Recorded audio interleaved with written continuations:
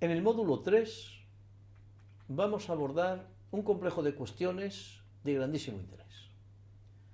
En primer lugar, vamos a intentar poner en claro qué es lo que los especialistas estiman acerca del argumento en el que se fundamenta el mantenimiento de la pena de muerte con carácter general, de que es necesaria la pervivencia de la pena de muerte para disuadir a los delincuentes más graves de la comisión de los delitos más graves, de los delitos de sangre. Se habla del efecto disuasorio de la pena de muerte.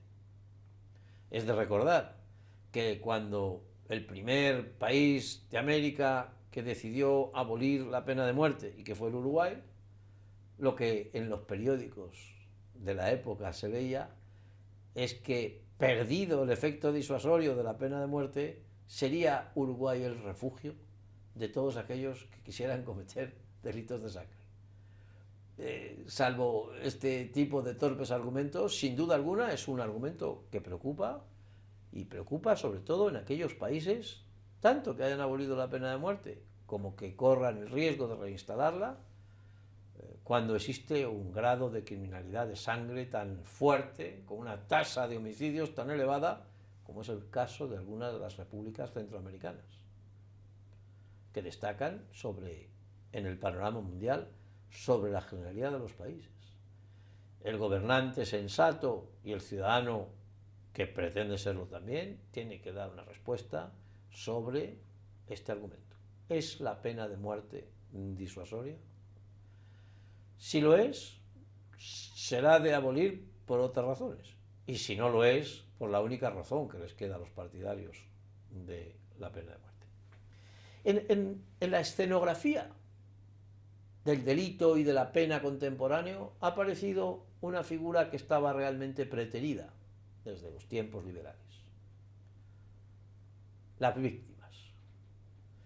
Las víctimas, con su justo dolor y con el amparo de una sociedad de medios de comunicación de masas, que no siempre están guiados por el afán de informar y de contribuir a la libre formación de la opinión pública, sino están demasiadas veces vinculados a la obtención del máximo beneficio de un instrumento privado, como son sobre todo las televisiones, ha generado un ambiente en el que, por una parte, nos acerca las víctimas a todos los ciudadanos. Nos la acercan sin rubor, de tal manera que los mecanismos más nobles de la solidaridad de las gentes se vuelca, como no, con las víctimas. El problema es que en no pocas ocasiones los mismos que nos ponen a las víctimas en la mesa de nuestro comedor buscan también ponernos en los demás valores del lado de la venganza y de la justicia hecha a base de ojo por ojo. Ahí veremos en el módulo que no podemos ponernos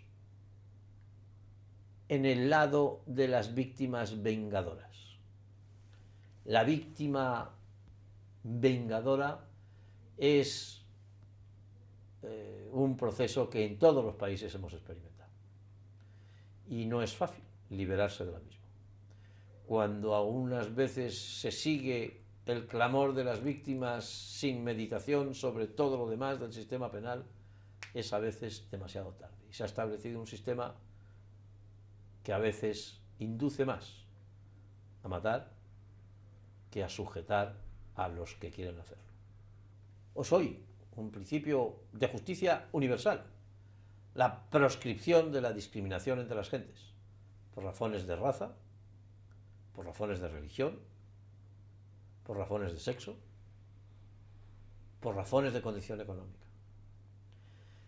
Y el estudio de las condiciones en las que la pena capital se ejecuta y en quiénes y sobre quiénes es una gran lección sobre la discriminación en nuestro tiempo. Las discriminaciones raciales, las discriminaciones religiosas, las de género y las de condición social. Un país que aplica la pena de muerte de modo muy sistemático, y lo ha hecho durante los últimos 50 años, y que además tiene la riqueza de medios y dedicación para haber estudiado todo cuanto allí ocurre, es un tesoro de experiencias.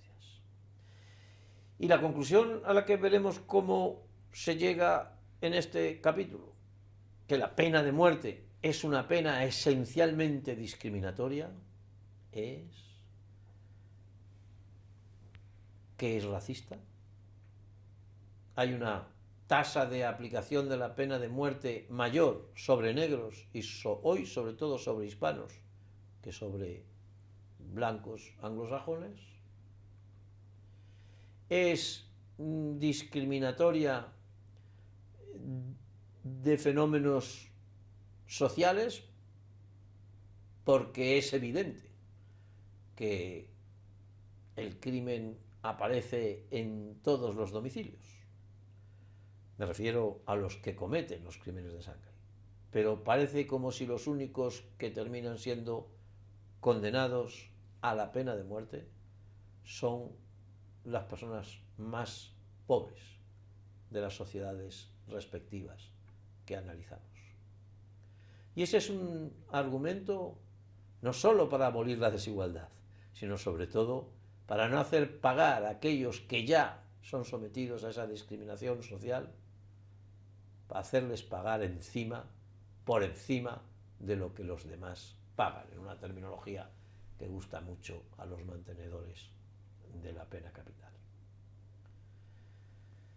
Discriminación en cuestiones de religión. Veremos cómo hay países en los que esto tiene su papel. Y violencia y discriminación sobre las mujeres. No por ser mujeres, sino porque son mujeres y además hay mecanismos para considerar más graves conductas que realizadas por hombres no tienen tanta pena o incluso no tienen pena. Baste con citar aquí las ejecuciones de pena capital mediante lapidación a mujeres pretendidamente adúlteras en este Irán fundamentalista de nuestro tiempo.